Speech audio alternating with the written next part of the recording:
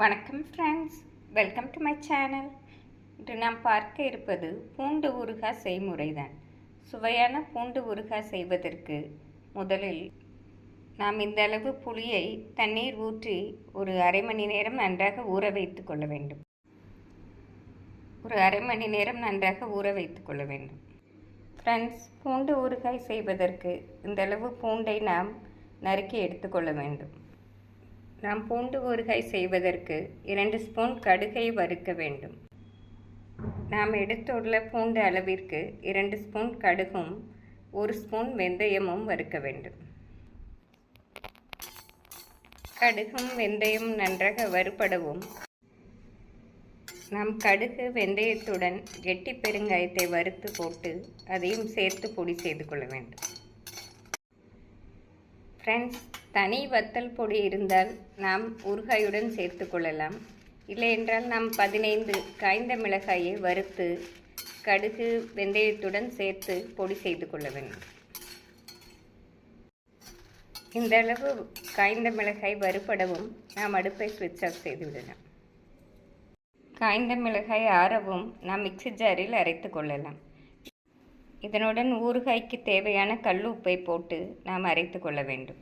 Friends, கடுகு வெந்தயம் காய்ந்த மிளகாயை நாம் இவ்வாறு பொடித்து கொள்ள வேண்டும்.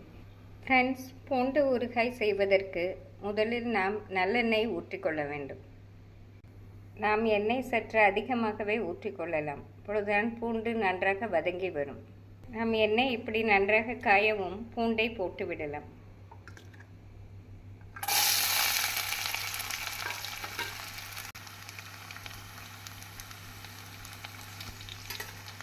பூண்டு பொன்னிறம் ஆகும் வரை நாம் நன்றாக வதக்க வேண்டும்.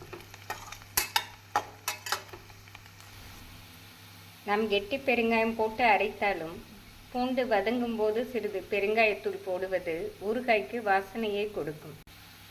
ஃப்ரெண்ட்ஸ், இந்த அளவு பூண்டு வதங்கவும் நாம் புளி பேஸ்ட்டை போட்டு விடலாம். நாம் ஊற வைத்த புளியை இப்படி நன்றாக அரைத்து எடுத்துக்கொள்ள வேண்டும். நாம் புளி பேஸ்ட்டை போட்டு நன்றாக மிக்ஸ் செய்ய வேண்டும். நாம் 1 ஸ்பூன் மஞ்சள் பொடி போட்டுக்கொள்ள வேண்டும். நாம் அரைத்து வைத்துள்ள பொடியை இதனுடன் சேர்த்து விடலாம். பொடியை சேர்த்து நன்றாக மிக்ஸ் செய்து நாம் அரைத்த பொடியை போட்ட பின் 2 ஸ்பூன் வெல்லம் சேர்த்து கொள்ள வேண்டும். வெல்லம் சேர்ப்பது பூண்டு ஊறுகாய்க்கு அதிக சுவையை கொடுக்கும். ஃப்ரெண்ட்ஸ், இப்படி எண்ணெய் பிரிந்து வரும் வேளையில் நாம் அடுப்பை ஸ்விட்ச் ஆஃப் செய்து விடலாம். ஃப்ரெண்ட்ஸ், அருமையான பூண்டு ஊறுகாய் ரெடியாகிவிட்டது. இதை நாம் 1 மாதம் வரை ஃப்ரிட்ஜில் வைத்து பயன்படுத்தலாம். அருமையாக இருக்கும். இது சப்பாத்தி, தயிர் சாதம் மற்றும் இட்லி, தோசையுடனும் அமர்க்கலமாக இருக்கும். இதை செய்து பார்த்து எப்படி இருக்கிறது என்று கூறுங்கள். Thank you friends.